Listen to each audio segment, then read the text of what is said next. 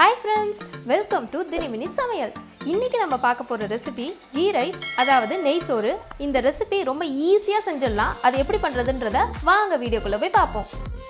இந்த நெய்சோறுக்கு தேவையான பொருட்கள்: வெங்காயம், 2 மீடியம் சைஸ் வெங்காயம் இந்த மாதிரி மெலிசா கட் பண்ணி வச்சிருக்கேன். அது கூடவே 1 டீஸ்பூன் இஞ்சி பூண்டு விழுது, காரத்துக்கு ஏத்தா போல 3 பச்சை மிளகாவை கீறி வச்சிருக்கேன். உங்களுக்கு காரம் வேண்டானா இதை குறைச்சிக்கலாம். இந்த கீ ரைஸோட தாளிப்புக்கு ஒரு 4 கிராம்பு எடுத்து வச்சுருக்கேன்.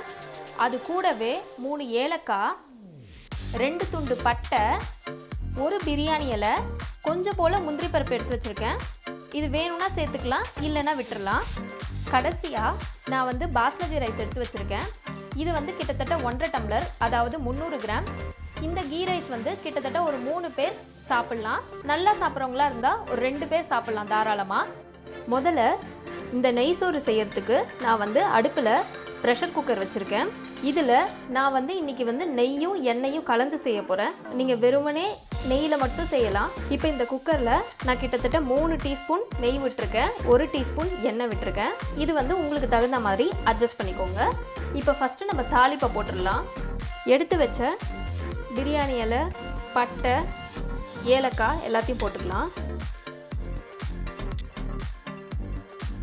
இது கொஞ்சம் பொரிஞ்சதுக்கப்புறம் நம்ம முந்திரி பருப்பு சேர்க்கலாம். போட்ட கரம் மசாலாலாம் பொரிய ஆரம்பிச்சிருக்கு. இந்த நேரத்தில் முந்திரி பருப்பை ஆட் பண்ணிக்கலாம். அவ்வளோதான், நம்ம போட்ட முந்திரி பருப்பு, பட்டை, லவங்கம், ஏலக்காய் எல்லாமே நல்லா செவந்துருச்சு. இப்போது அரிஞ்சு வச்சுருக்க வெங்காயத்தை மட்டும் சேர்த்துப்போம். இந்த வெங்காயம் சீக்கிரமாக வதங்கிறதுக்காக நான் இப்போவே கொஞ்சம் போல் உப்பு சேர்த்துக்கிறேன்.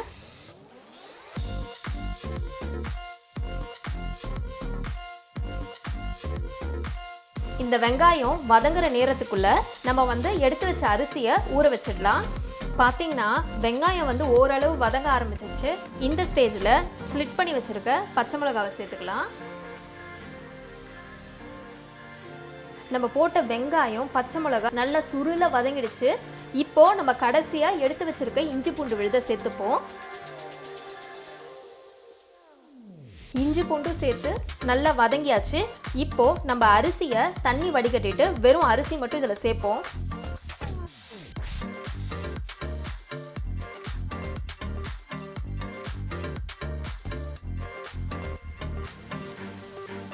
இந்த போட்ட ரைஸை நல்லா பதமாக பார்த்து கிளறுங்க, உடஞ்சிடக்கூடாது.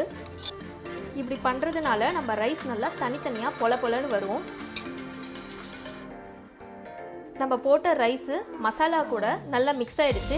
இப்போது இந்த ரைஸுக்கு தேவையான தண்ணி ஊற்றி 2 விசில் கொடுத்து எடுத்துடலாம். நம்ம ஊற வச்சதுனால எப்பயும் 1க்கு 1.25 ஊற்றினாலே கரெக்டாக இருக்கும். இந்த ரைஸுக்கு தேவையான தண்ணி ஊற்றியாச்சு. இந்த ஸ்டேஜில் உப்பு செக் பண்ணிக்கோங்க. உப்பு 1 கல் அதிகமாக இருக்கணும். அப்போ தான் நம்ம சாப்பாடோட உப்பு நல்லா சேரும்.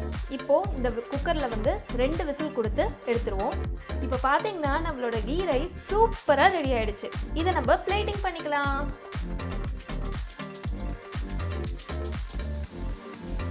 இந்த ரெசிபி ரொம்ப ஈஸி, யார் வேணாலும் பண்ணலாம். அதே மாதிரி இந்த ரெசிபி கூட நல்ல ஒரு மட்டன் தால்ச்சா, இல்லைனா மட்டன் சுக்கா, வெஜிடேரியன் ஆப்ஷன் பார்த்தீங்கன்னா கத்திரிக்காய், பன்னீர், அதெல்லாம் ரொம்ப நல்லா போகும். நான் ஏற்கனவே நம்மளோட சேனலில் மட்டன் சுக்கா, கடாய் பன்னீர்லாம் நான் அப்லோட் பண்ணியிருக்கேன். பார்க்காதவங்க நீங்கள் அதை செக் அவுட் பண்ணிக்கோங்க. நான் டிஸ்கிரிப்ஷனில் லிங்க் கொடுக்குறேன். இந்த ரெசிபி உங்களுக்கு பிடிச்சிருந்தா கண்டிப்பாக லைக் பண்ணுங்கள். உங்கள் ஃப்ரெண்ட்ஸ் கூடயும் இந்த ரெசிபியை ஷேர் பண்ணுங்கள். அது மட்டும் இல்லாமல் இந்த ரெசிபி பற்றின கமெண்ட்ஸை கமெண்ட் பாக்ஸில் லீவ் பண்ணுங்கள். நான் இன்னொரு இன்ட்ரெஸ்டிங்கான ரெசிபியோட உங்களை சந்திக்கிறேன். Until then, it's bye bye from Dini Samayal.